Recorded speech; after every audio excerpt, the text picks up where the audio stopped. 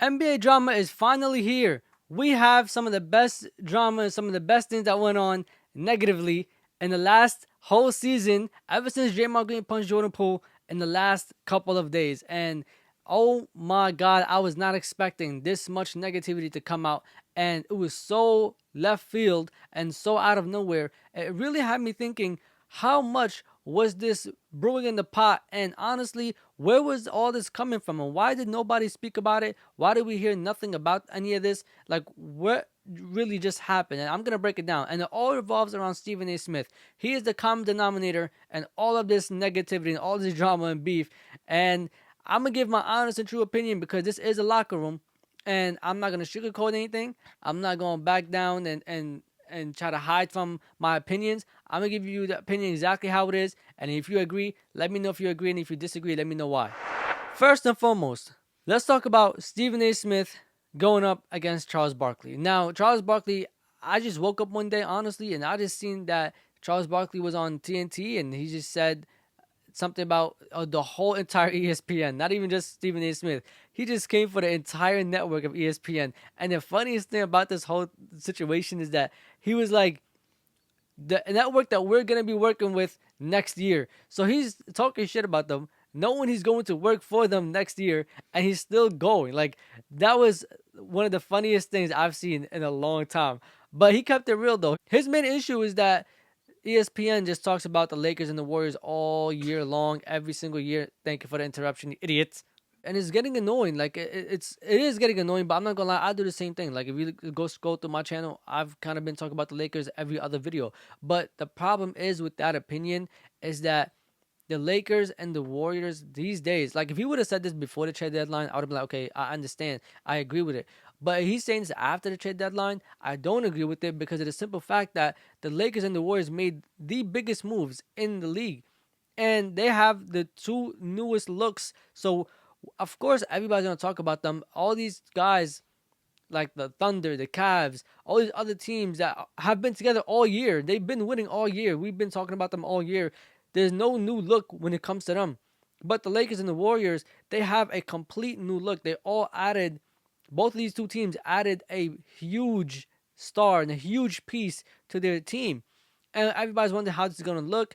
And the two new stars made insane amount of changes for these two teams. So of course everybody's going to sit here and wonder and talk about them so much because we're all wondering the same thing: is how is it going to play out in the playoffs? How is this change going to help these two teams? And what is the difference that the two main pieces bring to the table? Simply for the fact that the Lakers and the Warriors are two of the most successful teams in the last decade and a half, right? These were the two teams that were supposed to fail a couple of times already. And they keep finding new pieces, new stars to add to their team, and they consistently keep winning. So, on top of that, you also have LeBron James, who's in the mix, who is also the most successful player in the last decade and a half. And obviously, everybody's going to talk about this. And then you add the fact that there's new pieces, all that stuff, new adjustments. There was no way that this wasn't going to be spoken about, whether it's on ESPN, ABC, TNT, whatever it is. Everybody's going to speak about this because there's only been 10 games.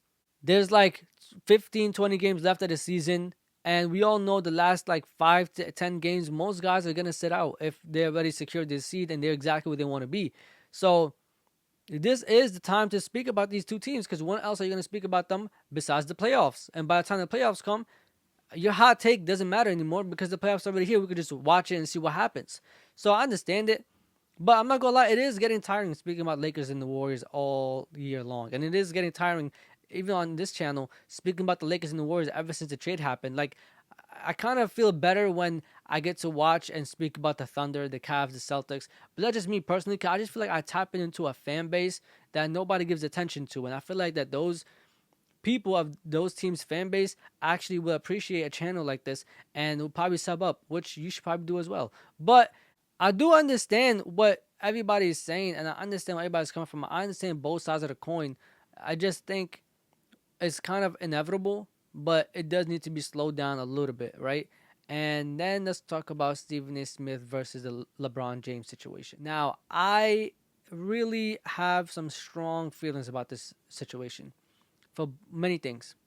One, I don't like that this situation even happened. It looks corny, it looks stupid, it looks dumb. LeBron James, because the simple fact of your son is no longer a child. That is a grown ass man in the league. He is a professional athlete. Whether he's playing the G League, the NBA League, and whatever league, Euro League, he's a professional athlete. I understand that you are a father, and I understand that that is your child, and he'll forever be your baby and your son. But at the same time, you gotta understand that when you supported that kid and wanted him to come to the league and wanted him to follow his dreams of being a basketball player and being an athlete, you also should have prepared that kid to be criticized because he is LeBron James' son and because he probably will not live to LeBron James standards. And unfortunately, one of the biggest names in sports, Stephen A. Smith, is going to talk about him. Now, do I agree with everything Stephen A. Smith said about Bronny? No, I don't agree with it. And I actually like the fact that Bronny's playing for JJ Redick because I feel like JJ Redick predicted Bronny's career very, very well and very accurately. On JJ Redick's podcast, before he became a coach, he used to drop a video every Friday. He said it himself, and he was like, "I think Bronny won't live up to LeBron hype. He won't live up to LeBron standards. He won't really carry LeBron's legacy in the way that everybody wants him to. But he's gonna be an amazing, great role player. And a role player is not necessarily bad. You could still be a legendary role player. You could be a legendary six man. You could be a legendary third option on your team because you have such a great team. You could be a legendary second option. You could be one of the most important pieces of the team, and you'd be the reason why the team wins, and you become a legend of that team, and especially from that team's fan base. So it's not no knock on Bronny.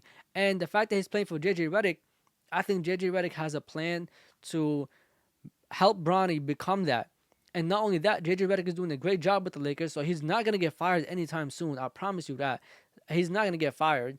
You got Luka Doncic, so even when LeBron James leaves, you still have a player like Luka who's going to make Bronny look nice once he's ready to come into the NBA and be a nice rotational piece. So I don't really agree with what LeBron did for the simple fact of you're a grown ass man, that is a grown ass man, and Stephen A. Smith is a grown ass man, and you trying to stand up for your kid. But this is not my kid is getting bullied at school, so let me go to school and speak to the teacher type of thing. Like, you can't just walk up to Stephen A. Smith and any media personality and think you just press them and threaten them to not speak about Bronny and especially not talk crazy about Bronny. Some opinions are going to be way out of line about Bronny James, and it's going to happen. It's part of him being an athlete. It's part of him carrying on the James name. It's part of that, and this is the thing that LeBron needs to understand. Just because he's in the league, you're going to have to learn to remove that father-son relationship and let him grow. You're going to have to guide him behind the scenes and keep that father-son relationship behind the scenes. But in the public, nobody cares that you're Bronny's father. Like, we do not care. And that's not going to stop us from giving our opinion. If we think Bronny's garbage, we're going to say Bronny James is garbage. And to be honest with you, LeBron James being a billionaire and being a NBA legend, he has way more to lose than anybody else. And we all know he's not going to get physical. So nobody's going to stop and take a step back and be like, oh, we have to go easier on Bronny now because LeBron James said it. Oh, now we're going to have to start saying Bronny is great and we just have to give him time. Da, da, da. No, nobody's doing that. That was very stupid. Nor do I think, I might be dragging it a little bit. Like, I don't think LeBron wants no criticism for Bronny. But Bronny is getting a lot of criticism, and you can't mitigate that. Bronny's going to have to mitigate that. He's going to have to come out here and really perform and play and put the work in and come out in the second year and year two and play harder than anybody probably ever imagined Bronny to play like. And in the G League, he plays great. Now, the thing that makes it even worse is that LeBron James was like that his son is better than half of the athletes in the league. He said this a while back. And now he comes to the league and we see he's not even better than half of the benches on every team. So how the hell do you expect no criticism? You hyped this kid up. You did a lot. How do you expect no criticism? And how do you also expect people not to, pass the line? There's always a fine line between giving a hot take and, giving a take that you just saying you don't agree with something or you don't like somebody. Because emotions do play a factor in all this. And I think Stephen A. Smith did drag it a little bit. Like I do think there was times where Stephen A. Smith was saying things out of line. Like there was a time when he was saying it's LeBron James' fault that Bronny was, getting embarrassed in the league, and that he should have kept him in the G League, and he should have never brought him up from the G League. I don't really know how much of that LeBron James controls. I don't, and we can't just assume just because he's LeBron James, he controls everything on the team and everything regarding his son and everybody else in the league. Because we just seen Luka get traded to the Lakers, and LeBron James didn't know that. AD was traded off the Lakers, and LeBron James didn't know that. So we can't sit here and just assume that LeBron James is controlling everything that's going on with the Lakers, even though that is his son. We can't assume that. So I do think that was a little too much. I do think that was crossing the line, and that was borderline pushing for a response from LeBron. But at the same time, we've all been saying LeBron does things and controls his teams and his league and his coaches and his front office for a long time, bro. Like, just because your son is involved now, I don't think you should be doing that. Does LeBron have the right to disagree with Stephen A? Yes. Does he have the right to call out Stephen A publicly? Yes. But to wait for him to show up to a game and try to embarrass him because you are LeBron James, that is corny. That's weird. Like, you are a grown ass man, and we all know you're not gonna fight. You're not gonna do anything for real, for real. So there's no point of going up to Stephen A. Smith and doing all that extra stuff when you know Stephen A. Smith is not the only person doing this, and you know more people are gonna do this. And just because you made an example out of Stephen A. Smith doesn't mean that there won't be another Stephen A. Smith that's gonna do the same thing and won't back down to you neither. But anyways, yeah, thank you so much for watching the video. Thank you so much for coming out to the locker room. Like, comment, subscribe, and share. This is Real Talk with E. Safety.